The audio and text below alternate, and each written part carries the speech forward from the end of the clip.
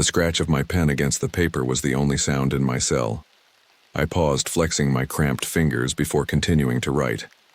The government-issued ballpoint pen clear plastic nothing that could be fashioned into a weapon left faint blue trails across the page as I documented what would likely be my final testament.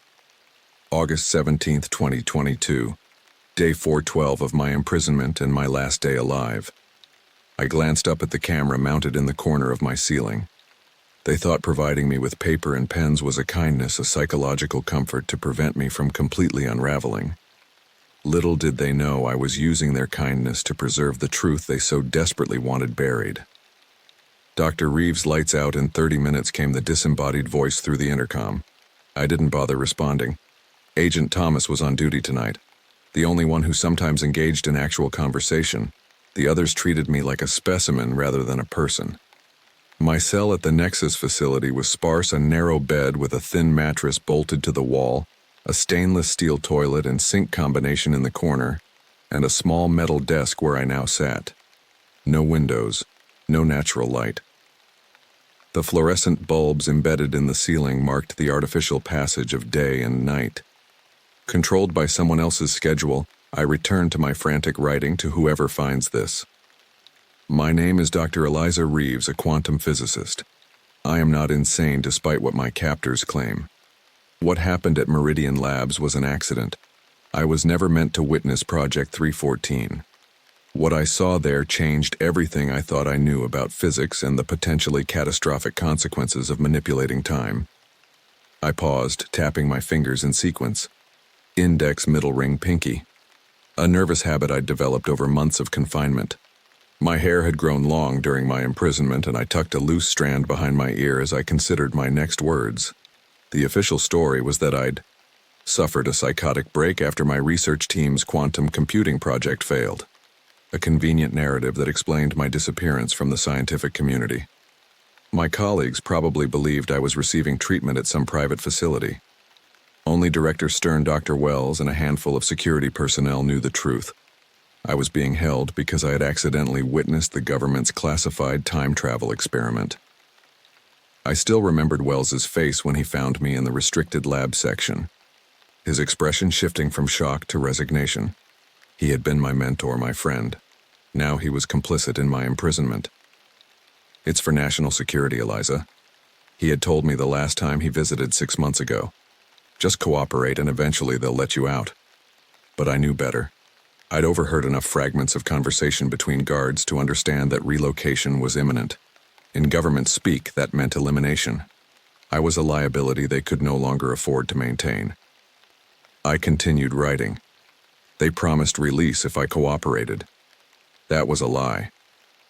I've heard the guards talking. Relocation is scheduled for August 20th, 3 days from now. I won't see the outside of this facility alive. Project 314 successfully sent organic matter backward in time. I saw the recordings and the data, but there was something wrong with the returned specimens. Something fundamentally altered at the quantum level. Dr. Wells knows this but continues the experiments regardless.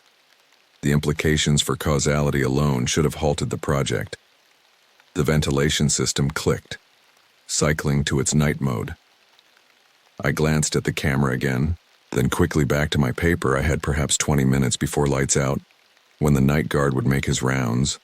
I needed to hide this page before then. Over months, I discovered tiny hiding spaces throughout my cell, behind the loose metal panel under my sink within the hollowed-out spine of the quantum physics textbook. They'd allowed me to keep taped to the underside of my desk. Small caches of truth scattered like seeds, hoping at least one would take root someday. I finished the page with hurried handwriting. If you're reading this, I'm already gone. But the truth about Project 314 must be exposed. Time is not meant to be manipulated this way. The quantum entanglement disruption I witnessed in the test subjects suggests catastrophic consequences on a universal scale if they proceed to human trials. Find Dr. Marcus Wells at Meridian Labs. Make him talk about the temporal echoes in Test Series 7B. The evidence is there. The intercom crackled to life again. Dr. Reeves, 15 minutes until lights out. Thank you, Agent Thomas. I replied, injecting false calm into my voice. I quickly folded the paper into a tight square. Rising from my desk, I moved to my bed and sat down, bouncing slightly to test the springs. When the mattress compressed, I slipped my hand between it and the frame, feeling for the small tear I'd made months ago in the underside fabric. Finding it, I pushed the folded paper deep inside, joining the 5 other pages I'd hidden there. Returning to my desk, I pulled out a fresh sheet and began writing a decoy letter, an innocuous journal entry about my day that the guards would find during their regular searches. I detailed the bland breakfast I'd been served, a fictional conversation with a guard, mundane thoughts that would satisfy anyone monitoring my psychological state. As I wrote, my mind raced with the memory of what I'd witnessed in the lab that day. The small white rat disappearing in a flash of blue light only to reappear seconds later. Same rat, the same markings, but its behavior was completely different. Its DNA subtly changed, and the readings on the quantum state analyzer impossible values that defied everything we understood about physics. Wells had been ecstatic. I had been horrified. The lights dimmed once, a 1-minute warning. I quickly finished my decoy journal entry and left it visible on the desk. Then I moved to the sink, washing my hands meticulously to remove any ink stains that might betray my real activities. The main lights shut off, leaving only the dim safety light near the floor. I lay on my bed staring at the featureless ceiling, my mind churning with formulas and variables, quantum calculations that might explain what I'd seen. In the darkness, I whispered to myself, someone will find the truth. I had to believe that. It was the only thing keeping me sane after 412 days in this box. My fingers tapped against the thin blanket index middle ring pinky as I contemplated the 3 days I had left and how many more pages I could hide before they came for me. I still tried to imagine it, to picture myself back on that day in June, the day when everything had seemed possible, when hope had been my only companion, and the future lay ahead of me without any restrictions. Back then, I hadn't known that all of this would come to pass, that it would lead me to this moment. As I tried to fall asleep, I thought about what my life had been like back then. The Stanford campus, with its palm trees and bright sun, so much different from this dark place. But it was also here that it had all begun. I hadn't seen it then, of course. How could I have? But as Dr. Wells approached me with his offer, I could never have imagined what awaited me. June 2017. 5 years before my imprisonment. The memory was so vivid it almost felt like another form of time travel. Back to that brilliant June day when I stood beneath Stanford, swaying palm trees, diploma in hand, the weight of my academic honors making me stand a little taller. Dr. Eliza Reeves. I whispered to myself, tasting the title for the first time. The California sun had been warm on my face, and my graduation gown was surprisingly heavy in the heat. My fingers tapped their sequence against the leather folder holding my doctorate. Index, middle ring, pinky. A habit, even then. That was the day Dr. Marcus Wells approached me. I spotted him before he reached me, tall, distinguished, his silver hair gleaming in the sunlight. Even then he carried himself with that unmistakable air of academic authority. Dr. Reeves, he said, extending his hand. Your dissertation on quantum entanglement across variable distances was remarkable, particularly your theories on information preservation. I shook his hand, trying to contain my excitement. Thank you, Dr. Wells. Your work on quantum superposition has been foundational to my research. He smiled, adjusting his wire-rimmed glasses. I wonder if you might be interested in putting those theories into practice. I'm assembling a research team at the Boulder Quantum Research Center. We're working on something that would benefit greatly from your expertise. Quantum communication? I ventured, hardly daring to hope. Precisely. His dark eyes sparked with enthusiasm. The implications for secure transmission of information are extraordinary. We believe we're on the verge of a breakthrough. 2 weeks later, I found myself in Boulder, Colorado, unpacking my modest belongings in a small apartment near the research center. The mountains loomed majestically outside my window, a constant reminder of how far I'd come from my cramped graduate student housing in Palo Alto. The facility itself was impressive, gleaming laboratories filled with cutting-edge equipment, brilliant minds collaborating in an atmosphere of intellectual fervor. For the first 6 months, I worked diligently on what I believed was advanced quantum communication technology. My days were spent refining receiver configurations and testing entanglement preservation across increasing distances. Then came the day Wells called me into his private office. "Close the door, Eliza," he said, his voice uncharacteristically tense. I complied, noting the slight tremor in his hands as he adjusted his glasses. "You've done exceptional work." He began pacing behind his desk. "Your innovations with the receiver arrays have exceeded our expectations." "Thank you, sir," I replied, uncertain where the conversation was headed. He stopped pacing and looked at me intently.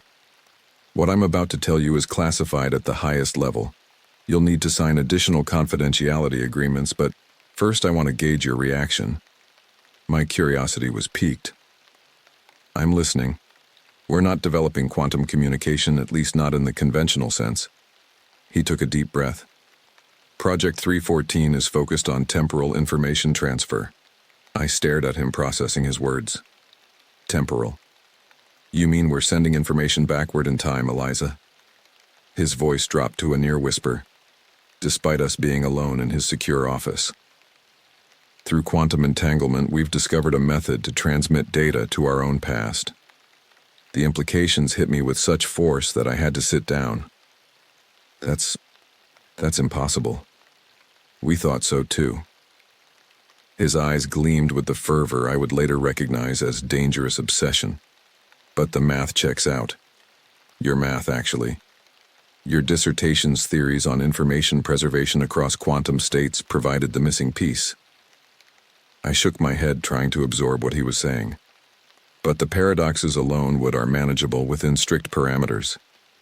He interrupted. "The limitations are significant. Messages can only travel to pre-installed receivers at the exact same location. The slightest interference can drastically alter the future." Timeline. My mind raced through calculations, possibilities, implications. This violates every fundamental principle of causality. Or perhaps it reveals that causality is more flexible than we previously understood. Wells leaned forward. "Think about it, Eliza. The ability to send warnings to ourselves to prevent disasters, to redirect the course of human history for the better." I looked up at him, suddenly understanding why my work had been so carefully directed. "The receiver arrays I've been configuring are temporal receivers," he confirmed, "designed to intercept information from our future selves."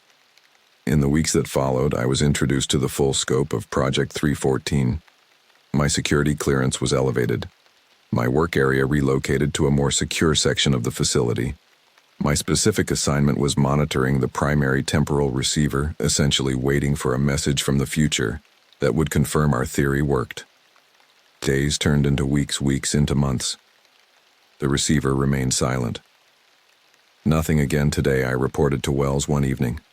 Nearly a year into my new assignment, we were alone in the lab, the other researchers having gone home hours ago. He frowned. "Examining my logs. The calculations are sound. The equipment is functioning perfectly." "Maybe there's nothing to receive," I suggested, voicing the doubt that had been growing steadily. "Maybe it isn't possible after all. Or maybe our future selves haven't needed to send anything back yet." Wells countered, his faith unwavering. "Perhaps no crisis has arisen that would necessitate temporal communication." I gestured toward the silent equipment. "Or perhaps we've created an elaborate receiver for messages that can never be sent." "Patience, Dr. Reeves." His voice had that edge he used when he felt challenged. "Science requires persistence. The Wright brothers didn't achieve flight on their first attempt. The Wright brothers weren't trying to violate the fundamental laws of physics," I muttered. He gave me a sharp look. "Neither are we. We're expanding our understanding of those laws." Days became months, months became years. The receiver remained stubbornly silent. My initial excitement had long since given way to monotonous routine, checking calibrations, running diagnostics, staring at empty readouts. Each night I'd archive another day of non-results, questioning whether we were pioneers or fools. What if the reason we never receive a message, I asked Wells during my third year on the project, is because something goes catastrophically wrong? What if the very act of sending information back destroys the future from which it's sent? Wells dismissed my concerns with a wave of his hand. You're thinking too linearly, Eliza. Quantum mechanics doesn't work that way. We don't know how temporal mechanics works, I countered. That's my point. But he was already moving on to other aspects of the project, his obsession blinding him to the dangers I was beginning to see. And still I stayed my scientific curiosity, overriding my growing unease. I told myself I was being cautious, monitoring for problems, serving as the voice of reason. I never imagined that 4 years later, I would accidentally discover what Project 314 had evolved into. Not just information transfer, but actual material transport through time. I couldn't have known that my questions would eventually lead to my imprisonment, or that the same silent receiver I'd monitored for years would become central to the government's most dangerous experiment. In my cell, my fingers resumed their tapping sequence against the thin blanket index middle ring pinky, as I reflected on how differently things might have turned out if I'd walked away when the receiver remained silent. But scientific curiosity is its own form of entanglement, binding us to outcomes we cannot predict or escape. I often wonder if scientific curiosity is its own form of curse. That thought haunted me as I sat in my cell, remembering how differently my life might have unfolded if I'd walked away from Project 314 years earlier. But I hadn't. Instead, my dedication to understanding quantum mechanics led me inexorably to June 12, 2021, the day everything changed. It was late, nearly midnight. The facility had emptied hours ago, but I remained at my terminal, running one last diagnostic on the perpetually silent temporal receiver. My coffee had gone cold, my eyes strained from staring at scrolling data.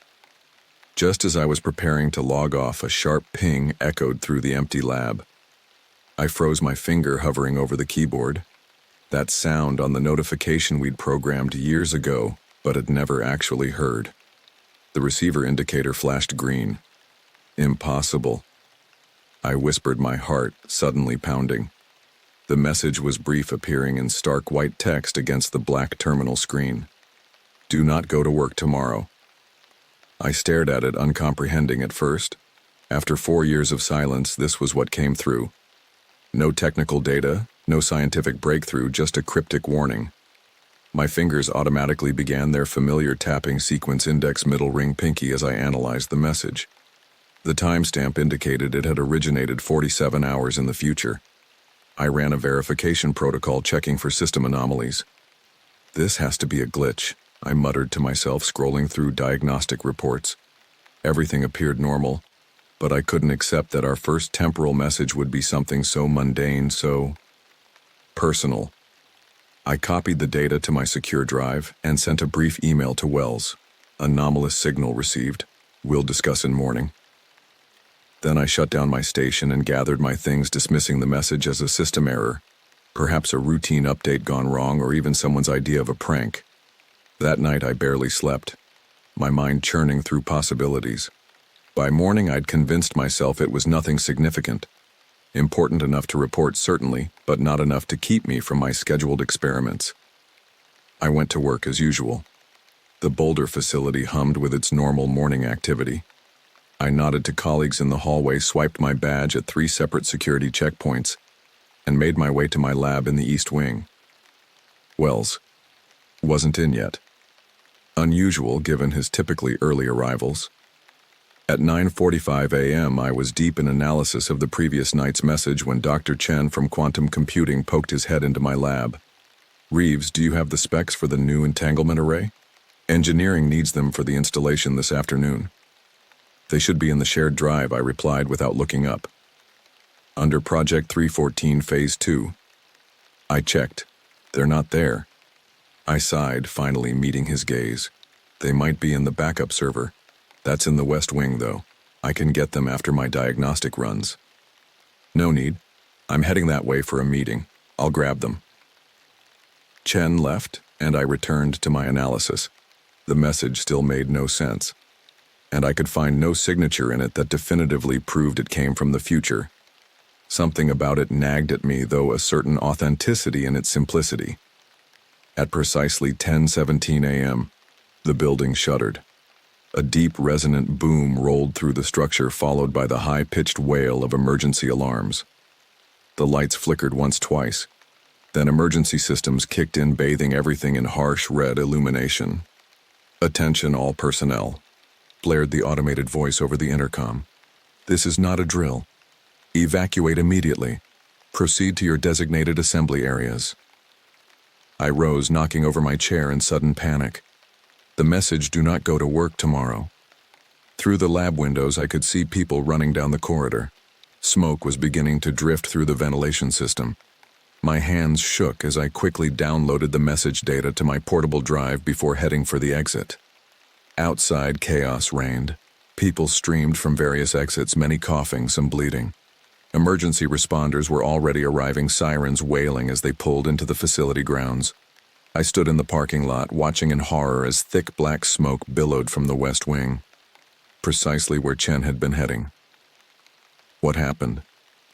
I asked a security guard who was helping direct people to safety. "Some kind of explosion in the west wing," he replied grimly. "R&D section." Hours passed in a blur of emergency vehicles, medical teams, and gathering crowds of shocked employees. The casualty reports started filtering through. 5 dead, then 12, then 19. Chen's name was among them. When I could finally access a secure terminal in one of the emergency command posts, I pulled up the message logs. Again. This time I ran a more sophisticated trace. What I found made my blood run cold.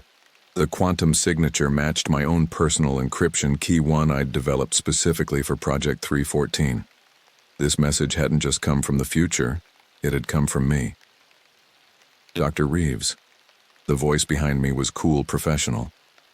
I turned to find Director Catherine Stern standing there, flanked by 2 men in dark suits. Despite the chaos around us, she looked immaculate. Not a blonde hair out of place, her navy suit pristine. "Director Stern," I acknowledged quickly, closing the terminal window. "I wasn't aware you were involved with our facility. There are many things you're not aware of, Doctor." Her piercing blue eyes seemed to see right through me. "I need you to come with me for debriefing." "Of course, but I should really check on my colleagues first." "That won't be necessary. Your colleagues are being taken care of." Her tone left no room for argument. Before I could respond, Wells appeared, looking haggard and disheveled.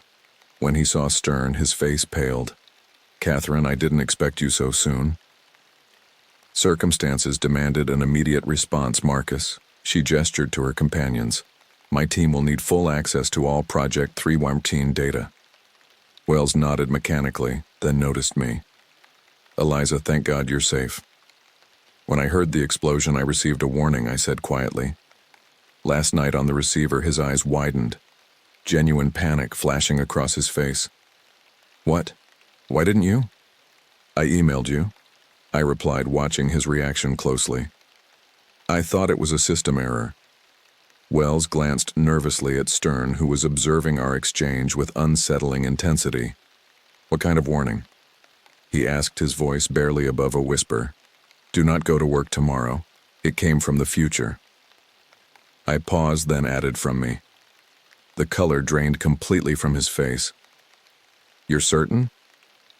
I verified the quantum signature. It was mine. Stern stepped between us. "That's enough, Dr. Reeves. Dr. Wells will continue this discussion in private."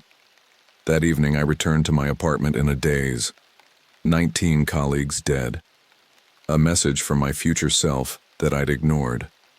Wells's reaction confirmed what I already knew. The message was authentic. Somehow I had sent a warning from the future and I had failed to heed it. I was packing an overnight bag, planning to stay with a friend. My apartment felt too empty, too quiet after the day's horrors.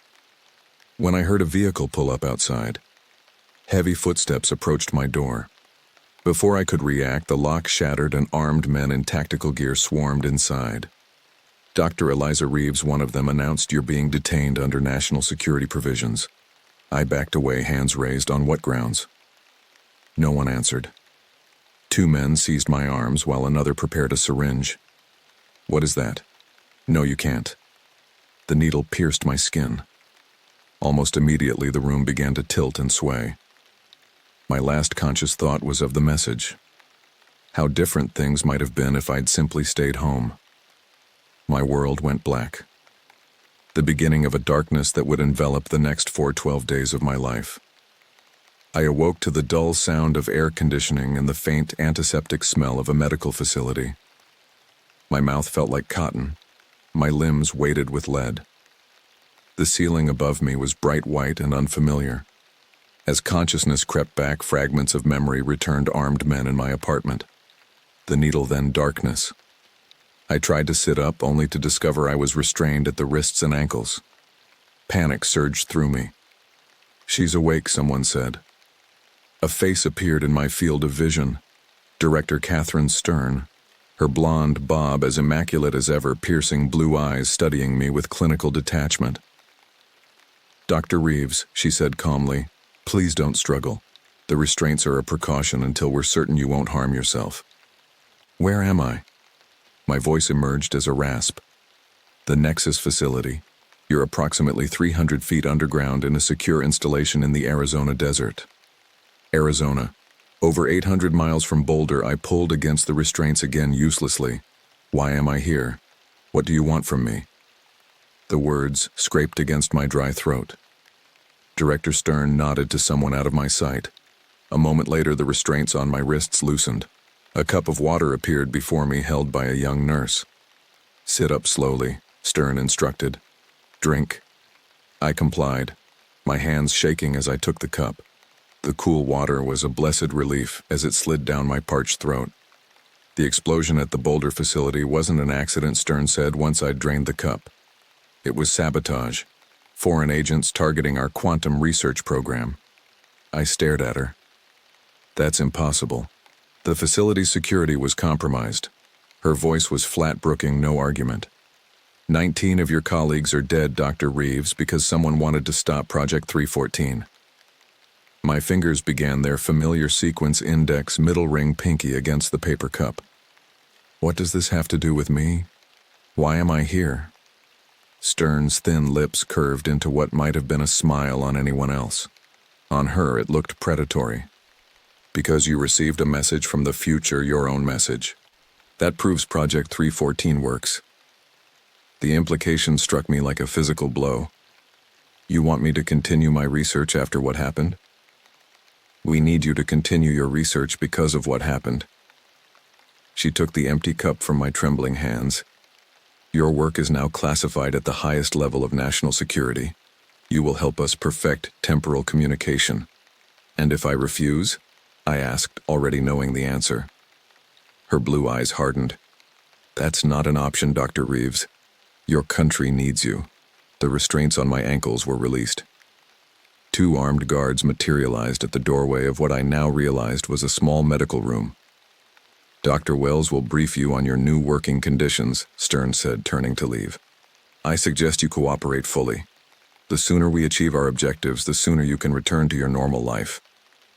It was a lie, and we both knew it. There would be no going back.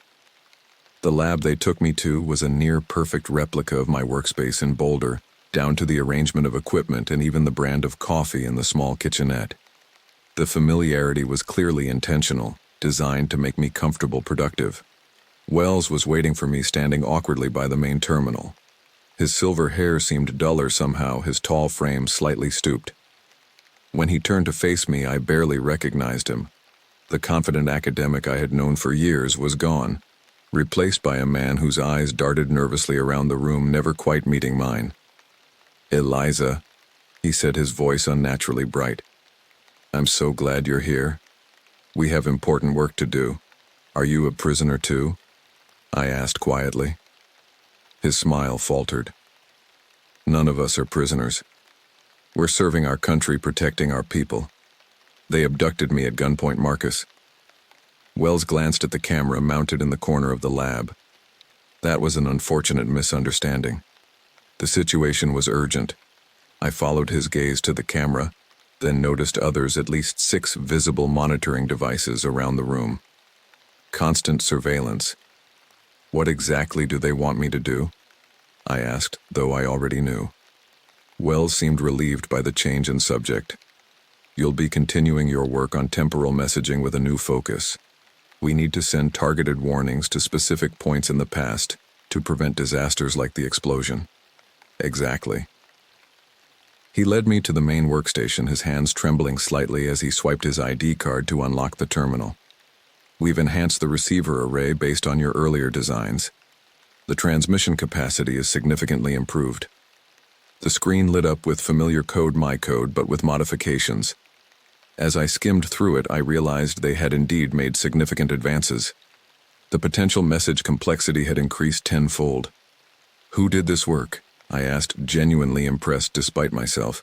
A team working from your foundation. Wells finally met my eyes. Eliza, what you created was revolutionary. Now we need to use it to save lives. For a moment I saw a flicker of the old Wells, the passionate scientist who had once inspired me, but it faded quickly, replaced by that nervous, haunted look. Your first assignment? He continued, retrieving a tablet from a nearby desk, is to send a warning about the boulder explosion back to yourself. I took the tablet.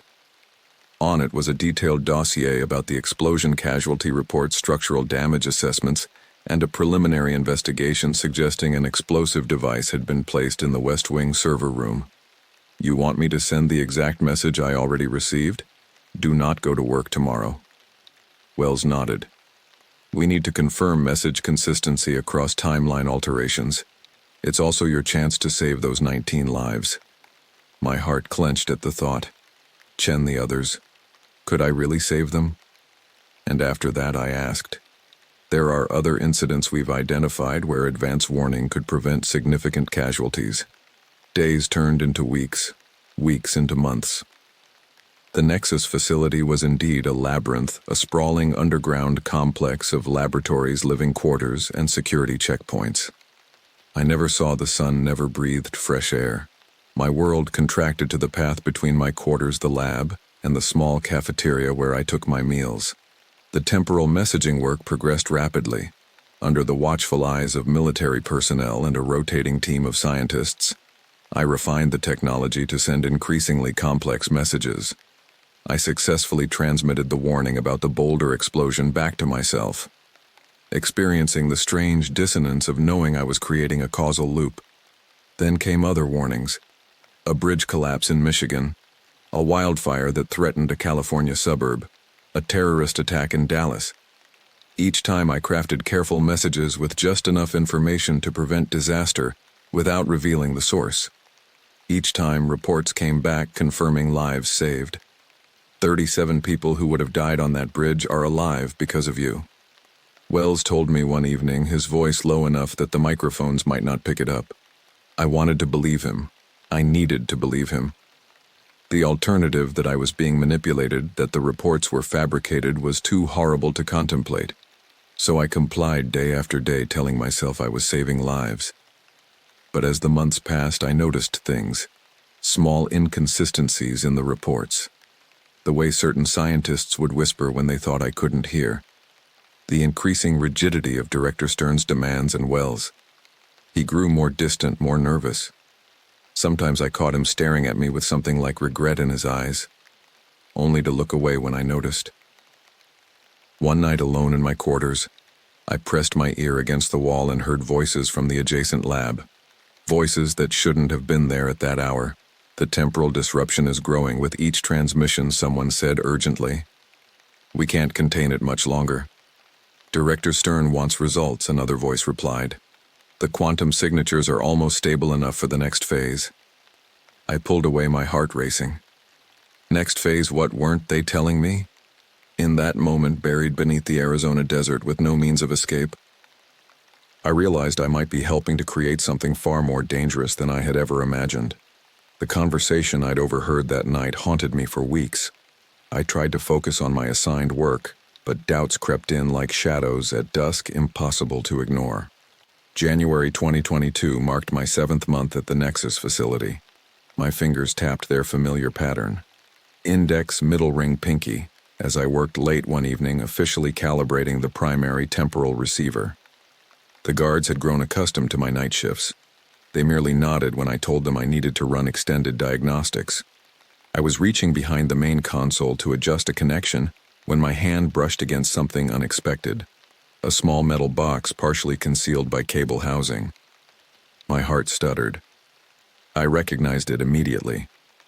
Despite the years that had passed, an auxiliary receiver I'd built as a backup during Project 314's early days, small enough to escape notice during the facility replication.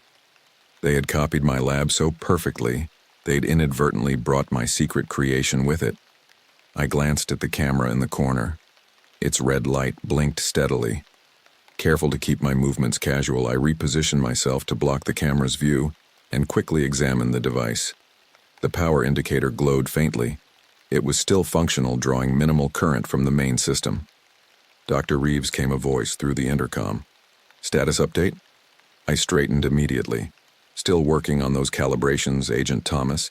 The primary receiver is showing quantum fluctuations I need to stabilize." "Understood. 30 minutes until shift change." The auxiliary receiver operated on a different frequency than the main system, one I designed specifically to avoid detection. If it was receiving messages, they wouldn't be monitored by Nexus security protocols. When Thomas announced his break 10 minutes later, I seized my chance. I quickly connected my tablet to the auxiliary device and downloaded its log. 3 messages had been received, all within the past week. The first one made my blood run cold. "Trust no one." The second was more specific. "Check the pattern alpha files." The third delivered the devastating truth. "The disasters are manufactured." I disconnected hastily as footsteps approached the next guard, beginning rounds pattern alpha. I'd heard that designation before in whispered conversations between Wells and Director Stern, a classified subset of Project 314 data that I didn't have clearance to access. Over the next week, I crafted my plan carefully. I observed guard rotations, camera patterns, and security protocols. I noted when the system ran automated backups, temporarily reducing surveillance sensitivity. Most importantly, I watched Wells' tracking when he accessed the secure servers, memorizing his authorization sequences from a distance. On January 17th, I made my move. The night shift was Agent Thomas's again, the one guard who showed me basic human kindness. "You're pushing yourself too hard, Doctor," he remarked as he passed my lab at 2 a.m., finding me still working. "Just following orders," I replied with a weary smile. "Director Stern wants these projections by morning." He nodded sympathetically. "I'll be in the East Corridor if you need anything." Perfect. The furthest point from the secure server room during his rotation. At 2:47 a.m. during the automated system backup, I slipped into the dimly lit corridor. My access card worked for this section, but the alarm would trigger if I entered the server room. I'd prepared for this. At precisely 2:50 a.m., a cascading diagnostic I'd programmed earlier began triggering minor alerts throughout the environmental control system. Nothing serious enough to cause alarm, but sufficient to distract the monitoring staff inside the server room. I worked quickly, using Wells's authorization code, a complex sequence I'd pieced together over weeks of careful observation. The pattern alpha files opened before me, a treasure trove of classified data. What I found turned my stomach. Detailed analysis of target events, the very disasters I'd been sending warnings about, but they weren't natural catastrophes or foreign terrorist attacks. They were meticulously planned operations, orchestrated by our own government using temporal information to maximize impact. The Michigan bridge collapse. Engineered to eliminate a federal prosecutor traveling to a grand jury, hearing about defense contract fraud. The California wildfire, strategically ignited to destroy evidence at a private research facility investigating governmental abuse of surveillance technology. The Dallas attack, staged to justify increased funding for Project 314 and expand domestic surveillance powers. And the Boulder explosion. I gasped as I read the file. It wasn't targeting foreign agents. It was eliminating my colleagues who had discovered fragments of the truth about Project 314. Chen had stumbled upon unauthorized temporal experiments. He and 18 others died because they knew too much. I downloaded everything I could, hands trembling so badly I nearly dropped my tablet. As I was finishing, the door to the server room slid open. Dr. Marcus Wells stood in the doorway. My heart plummeted. After all my careful planning, I'd failed to account for Wells's own late-night habits. Eliza, his voice was oddly calm. I've been expecting this.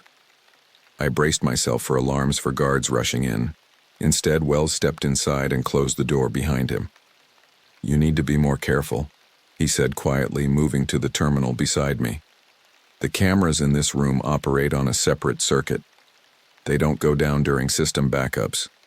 He typed rapidly, fingers dancing across the keyboard. I've looped the feed for the next 10 minutes. It will show both of us reviewing authorized files. I stared at him, unable to process this turn of events. You're helping me? I've been trying to help you for months. His voice cracked slightly. But they're always watching, always listening. The disasters I began are exactly what you think they are. His eyes behind those wire-rimmed glasses were haunted, manufactured crises to serve political agendas, manipulate financial markets, eliminate threats. Why?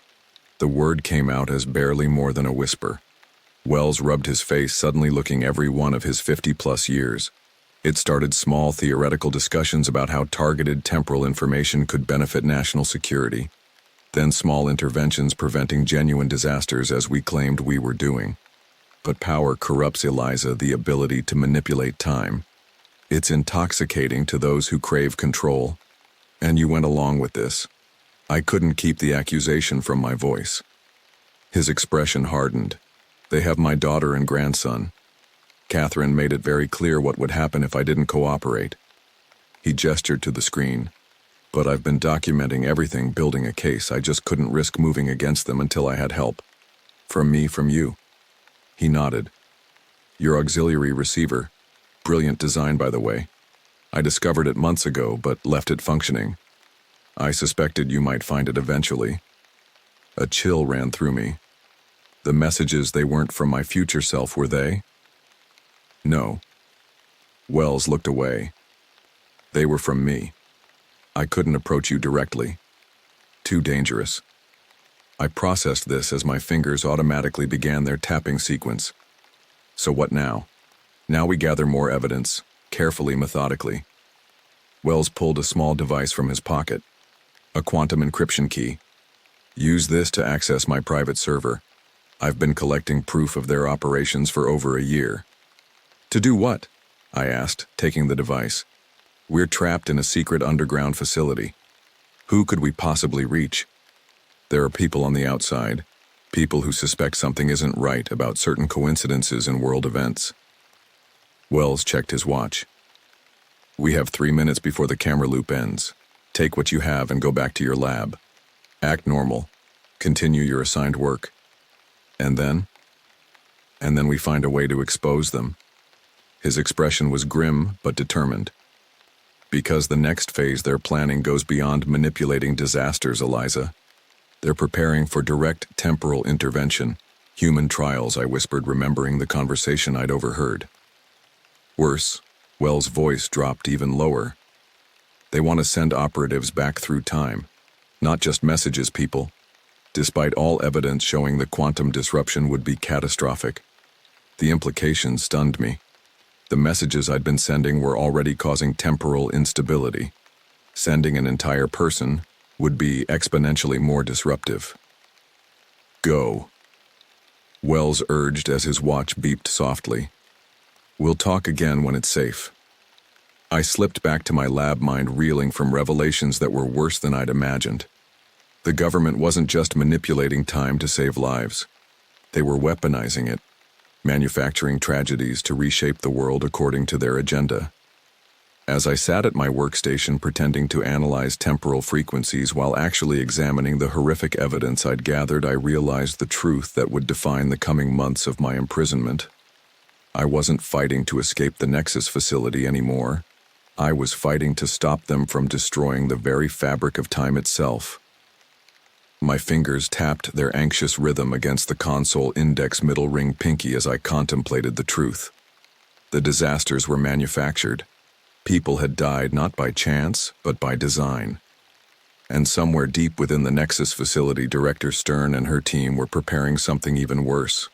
By late April 2022, I'd begun to measure time differently, not by the artificial light cycles of the Nexus facility or the digital calendar on my tablet, but by the growing collection of evidence Wells and I had accumulated.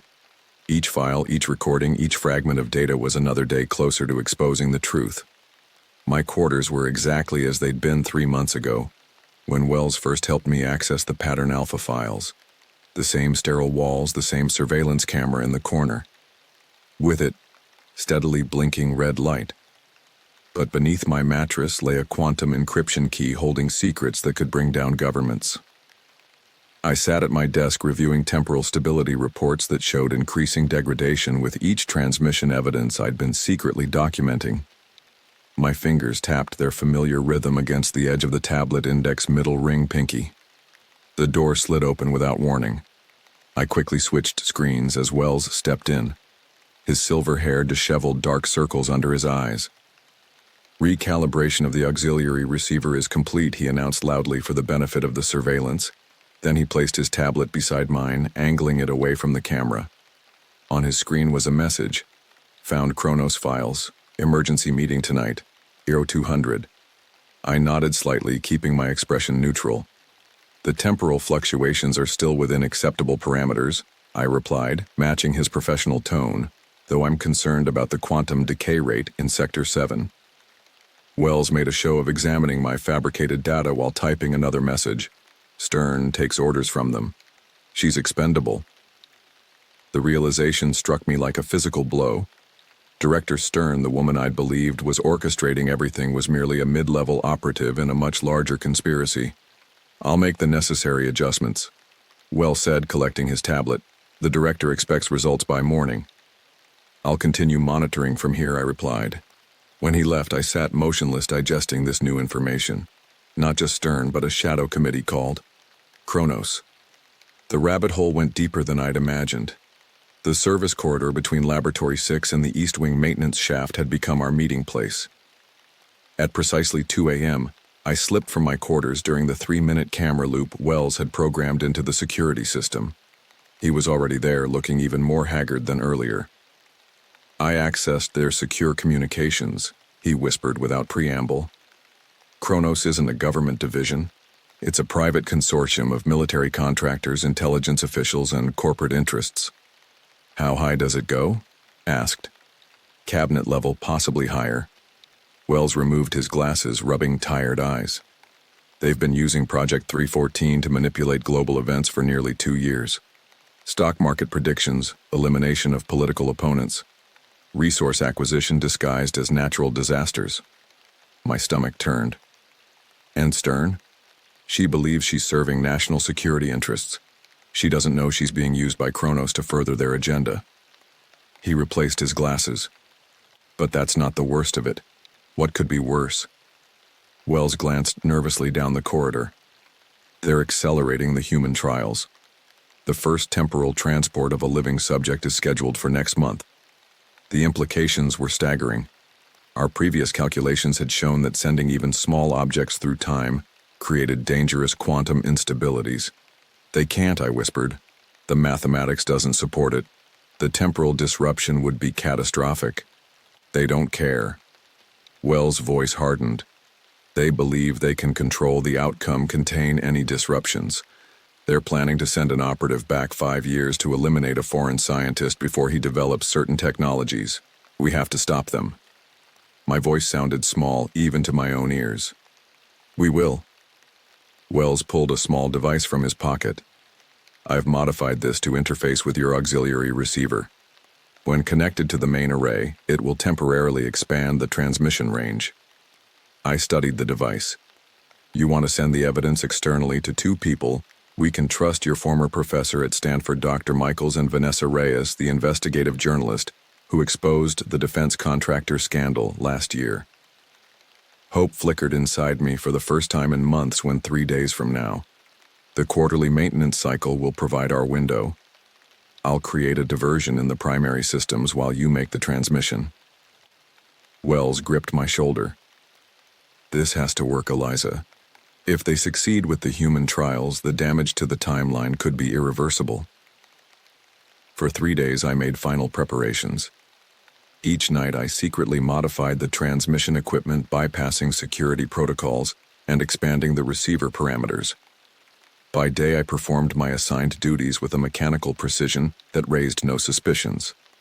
On the third day, alarms blared throughout the facility at precisely 3:17 p.m. "Attention all personnel," the automated system announced. "Containment breach in Laboratory 3. Emergency protocols engaged." Guards rushed past my lab. Through the glass walls, I could see smoke, billowing from the East Wing Wells diversion. I had 8 minutes at most. My fingers flew across the keyboard connecting Wells' device to my auxiliary receiver. The interface flashed green connection established. I quickly uploaded our evidence package, including the Chronos files and details of the planned human temporal transport. A message appeared on the screen: select temporal destination. I entered 2 sets of coordinates: Dr. Michaels' office at Stanford and Vanessa Reyes' secure server, both targeted for June 2021 before the Boulder explosion. When I was still free transmission commencing, I whispered, watching the progress bar inch forward. I was so focused on the screen that I didn't hear the door slide open behind me. Only when I felt the cold metal of a gun barrel against my neck did I freeze. "Step away from the console, Dr. Reeves." I recognized the voice immediately. Agent Ryan Thomas, the only guard who had shown me kindness. Or so I'd thought. "Thomas," I said, trying to keep my voice steady as the transmission reached 78%. "You don't understand what they're doing. I understand perfectly." His voice was flat professional. "I've been monitoring your conversations with Wells for weeks. Did you really think you could discuss treason in this facility without someone noticing?" The transmission hit 89%. Just a few more seconds. "It's not treason to expose crimes against humanity," I said, stalling. "They're manipulating time, killing innocent people for the greater good." The pressure of the gun barrel increased. "Step away now." Console beeped. 100% transmission complete. I raised my hands and turned slowly. Thomas, his usually kind face, was now a mask of cold determination. Behind him stood Director Stern and 2 other agents, disappointing but not surprising. Stern said, her blue eyes piercing, "Bring Dr. Wells as well." They gathered everyone in the main atrium, all 100+ personnel of the Nexus facility. A makeshift platform had been erected in the center. Wells stood upon it, hands bound behind his back, face bruised and bloody. Director Stern's voice echoed through the cavernous space. "Dr. Marcus Wells has been found guilty of treason against the United States. His actions have compromised national security and endangered countless lives." I struggled against the guards holding me at the front of the crowd, forcing me to watch. "No!" I shouted. "He was trying to stop you from destroying the timeline." One of the guards struck me hard across the face. I tasted blood. Wells looked directly at me. His wire-rimmed glasses cracked a strange calm in his eyes. "It's worth it, Eliza," he called out. "The truth is worth any price." Stern nodded to someone off-platform. A man in a black tactical uniform stepped forward, raising a pistol to the back of Wells's head. "This is the consequence of betrayal," Stern announced to the assembled staff. "Remember it well." I screamed as the shot rang out. Wells crumpled to the platform, his blood spreading in a dark pool beneath him. My knees gave way, but the guards held me upright, forcing me to witness every moment. Stern approached me, kneeling to meet my eyes. "Your transmission was intercepted," she said softly. "Nothing reached the outside. Nothing ever will." But I saw something in her eyes. A flicker of uncertainty. She was lying. "Take her to solitary," she ordered, rising. "Maximum security. No contact with anyone but essential personnel." My new cell was smaller than a prison bathroom. A concrete box with no windows. A narrow cot bolted to the wall and a stainless steel toilet in the corner. A constant light burned overhead, making sleep nearly impossible. For days, I saw no one except the guard who silently delivered meals through a slot in the door. Sometimes I heard footsteps in the corridor outside, but no voices. The isolation was its own form of torture. On the seventh day in solitary, my auxiliary receiver, which they hadn't discovered in their search of my original lab, activated. The small device I'd managed to conceal in the lining of my shoe vibrated against my ankle.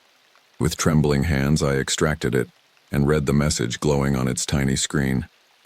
They will kill you on August 18th, 2022. Final solution in progress. The signature was unmistakable. My own quantum key. This message had come from my future self. I sat on the edge of my cot, the cold concrete wall against my back, and began to tap my fingers in their familiar pattern. Index, middle ring, pinky. Wells was dead. I was alone. And in just over 3 months, they planned to kill me too. But the message told me something else. Something Stern didn't know. At least one of our transmissions had gotten through. Somewhere outside this underground prison, the truth was spreading. And my future self was still fighting. I closed my eyes and began to plan. In the low light of my isolation cell, I studied the tiny receiver in my palm again.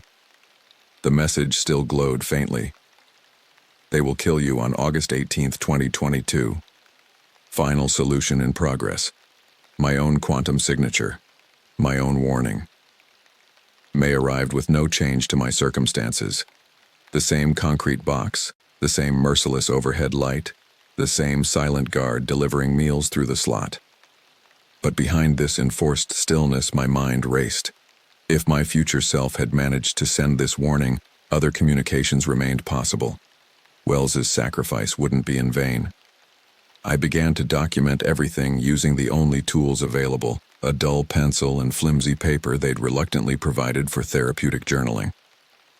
Each night I wrote in the microscopic script, recording every detail of Project 314, every conversation with Wells, and every name connected to Kronos. During the day, I concealed these notes in the thin gap between my mattress and the wall. On my 11th day in isolation, the cell door opened to reveal Director Stern, flanked by 4 guards, including Thomas. "Dr. Reeves," she said, her voice colder than the concrete walls surrounding me. "Your expertise is still required. You will be escorted to Laboratory 8 for 4 hours each day to continue your work."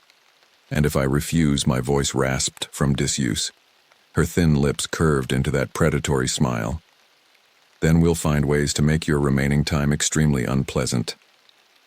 Laboratory 8 was smaller than my previous workspace, with triple the surveillance and guards posted both inside and outside. The equipment had been modified, restricted to prevent unauthorized transmissions. Or so they thought. "You'll be developing stabilization protocols for the upcoming human trials," Stern informed me on my first day. "Your previous indiscretion has not diminished your value to the project." I nodded meekly, putting on a show of defeated compliance. When she left, I began my assigned work while secretly assessing the equipment. They'd removed my auxiliary receiver, but the primary array remained largely intact. A plan started forming. Not just to send another message, but to create something far more powerful. Through May and into June, I meticulously built my quantum trap, a cascading transmission protocol disguised as stability enhancements. Each day I added a few lines of code, modified a circuit, and adjusted a parameter. The guards watched but didn't understand. Only another quantum physicist would recognize what I was creating. Agent Thomas was assigned as my primary escort. One day in mid-June, as he stood watch in the corner of the lab, I noticed him studying me with an unreadable expression. "May I have some water?" I asked, breaking the silence between us. He approached with a paper cup, and as he handed it to me, he whispered, "Security sweep at 1400 hours, 7-minute window." My hand trembled slightly as I took the cup. Thomas returned to his post without another word. At exactly 1400 hours, the surveillance cameras cycled through their daily diagnostic reset. 7 minutes, just as Thomas had said. I worked frantically, embedding a critical subroutine into the system. The next day, Thomas positioned himself to block the camera's view of my workstation for a crucial 30 seconds. "There's talk outside," he murmured. "Leaks about Project 314. 3 senators asking questions." Hope flickered like a fragile flame. "Our transmission got through. Partial data. Enough to start investigations." He shifted, his voice barely audible. "Stern is under pressure. Kronos is scrambling." In July, my plan accelerated. During each lab session, I encoded quantum instructions, micro packets of information designed to piggyback on the facility's regular temporal communications. Each packet contained fragments of evidence, mathematical proofs of the damage Kronos was causing to the timeline, and instructions for receiving future transmissions. "Why are you helping me?" I finally asked Thomas during a rare moment when we were alone in a corridor. His eyes remained fixed ahead. "My brother was on that bridge in Michigan. The fabricated disaster. One of 37 people who supposedly survived because of my warning. Except he hadn't." "I'm sorry," I whispered. "Don't be sorry. Be effective." By late July, whispers reached me even in my isolation. Guards speaking in hushed tones outside my cell, not realizing how sound carried through the ventilation system. "Another one dead. Found him in his apartment. That's 4 Kronos executives in 3 weeks. Saying it's heart attacks, but nobody believes that." One afternoon, Thomas slipped me a folded note with my meal. It contained 3 words: "Timeline war begun." The implications staggered me. Our evidence hadn't just exposed Kronos. It had triggered interventions across multiple timelines, temporal ripples affecting past, present, and future simultaneously. The very scenario Wells and I had feared most was unfolding, perhaps in our favor. My work in the lab became more urgent. I no longer needed to hide my intentions. The temporal disruptions occurring globally had created so much chaos that my activities blended into the background radiation of anomalies. "They're dying of temporal cancer," Thomas informed me during early August. "Cellular breakdown from timeline contamination. The human trials are postponed indefinitely." I nodded, unsurprised. And Director Stern recalled to Washington, "They need scapegoats." On August 7th, I completed my final modification, a quantum cascade protocol that would replicate my message across multiple times and locations simultaneously. Not just a warning, but a complete package, evidence, instructions, and a roadmap for dismantling Kronos. That night in my cell, the tiny receiver hidden in my shoe vibrated once more. The message was different this time. Completion confirmed. History rewritten. Sacrifice necessary. I sat on my cot, my back against the cold wall, and for the first time in months I smiled. My fingers tapped their familiar pattern, index, middle ring, pinky, but without their usual anxiety. I understood now. My death on August 18th wasn't just inevitable, it was necessary. The final component in a temporal equation I had written across multiple timelines. I had become both the messenger and the message, creating a closed loop that would ultimately unravel Kronos. Thomas appeared at my cell the next morning, his face grave. "It's working," he said quietly. "Whatever you did, it's working. But they know they're moving up the timetable." "When?" I asked, though I already knew the answer. 3 days, August 10th, 8 days before my predicted execution date. The timeline was moving already. My quantum cascade was rewriting history faster than I'd anticipated. "Is it worth it?" Thomas asked, doubt clouding his features for the first time. I thought of Wells, of the 19 colleagues who died at Boulder, of Thomas's brother on that Michigan bridge, of the countless others who had been sacrificed for Kronos's manipulations. Time isn't just physics, Thomas. It's justice. As he turned to leave, I realized with perfect clarity that I had succeeded. My death would come perhaps on the 10th now instead of the 18th, but it wouldn't be an end. Across multiple timelines, multiple versions of myself were fighting the same battle, sending messages backward and forward through time, creating an unbreakable web of truth. I had become quantum entangled with my own destiny. My sacrifice was necessary, but through it, history would be rewritten. Kronos would fall. I closed my eyes and waited for the future I wouldn't live to see, but had helped to create. The morning of August 18th, 2022, arrived with the same bright light that had greeted me every day of my captivity. Thomas had said they'd moved it up to the 10th, yet here I was still breathing on the 18th. The timeline had shifted again, returning to my original warning. I made the final entry in my hidden journal with the stubby pencil they'd allowed me to keep. My fingers were stained with graphite, the pages filled with microscopic writing, documenting every aspect of Project 314 and the Kronos conspiracy. I slid the journal into its hiding place between the mattress and the wall one last time. The quantum cascade I'd embedded throughout the system over these past months was complete. Last night I'd activated the first phase from Laboratory 8 under the guise of routine maintenance.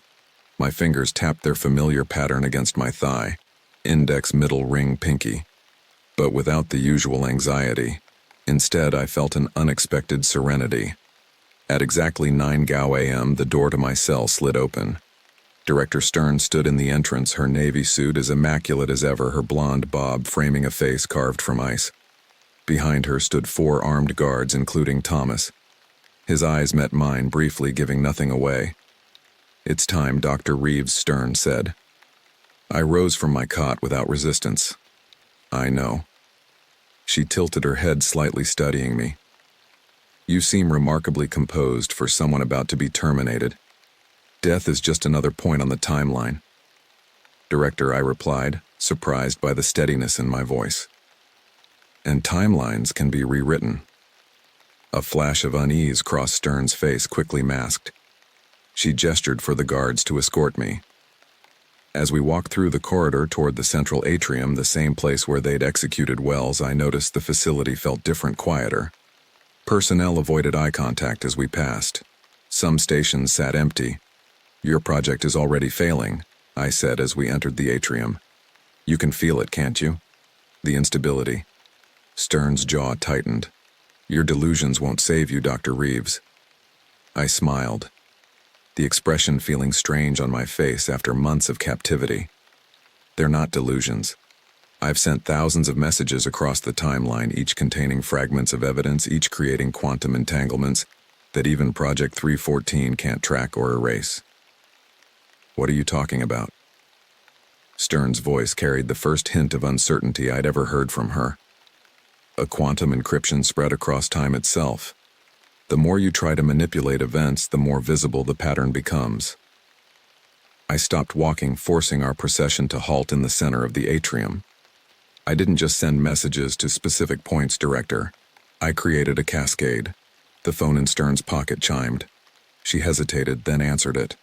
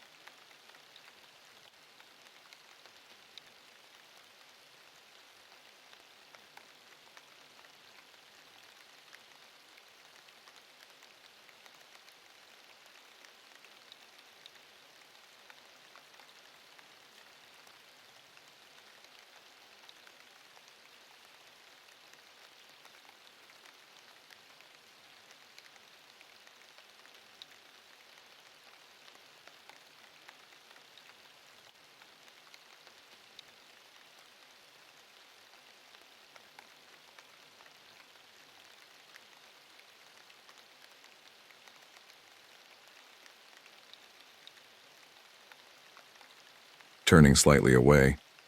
I watched her posture stiffen, her knuckles whitening around the device. "That's impossible," she whispered into the phone. "Contain it immediately." When she turned back to me, her perfect composure had cracked. "What have you done?" "Let me guess. Evidence is emerging worldwide. Kronos operatives dying of temporal cancer, witnesses coming forward who shouldn't exist. Digital records appearing in secure systems that were never breached." The guards shifted uncomfortably. Thomas remained still, his eyes constantly scanning the room. Stern's voice dropped to a hiss.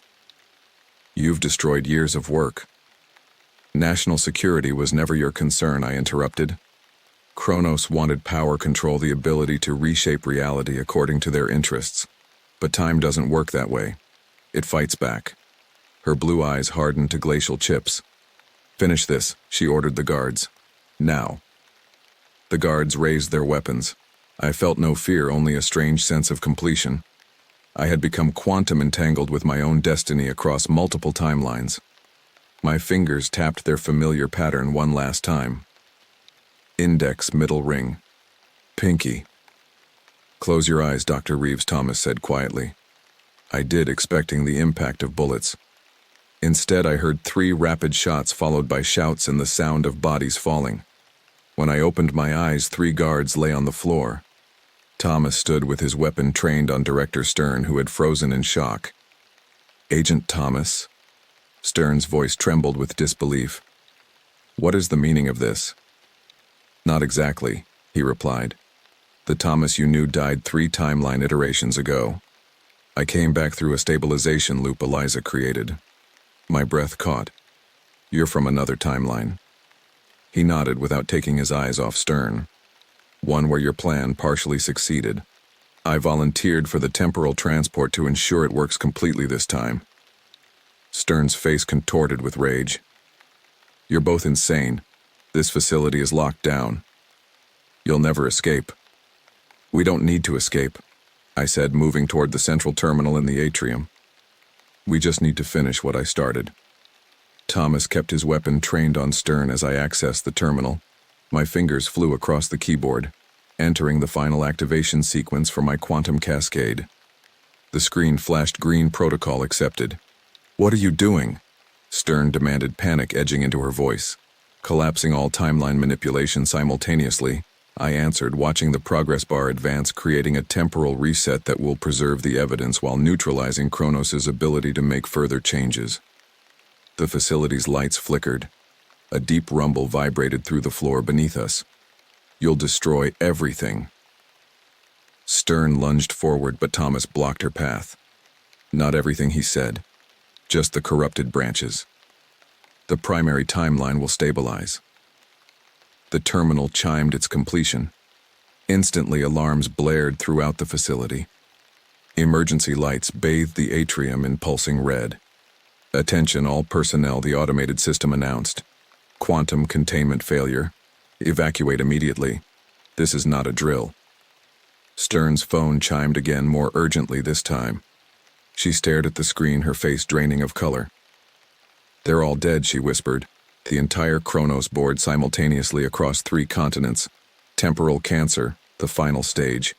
The universe correcting itself." The rumbling intensified. Ceiling panels began to fall as personnel rushed toward the exits. "We need to move," Thomas said, grabbing my arm. "The facility will collapse as the temporal waves converge." "What about her?" I nodded toward Stern, who stood paralyzed, still staring at her phone. "She's irrelevant now. The timeline will deal with her." As if on cue, Stern doubled over, clutching her stomach. I recognized the symptoms immediately.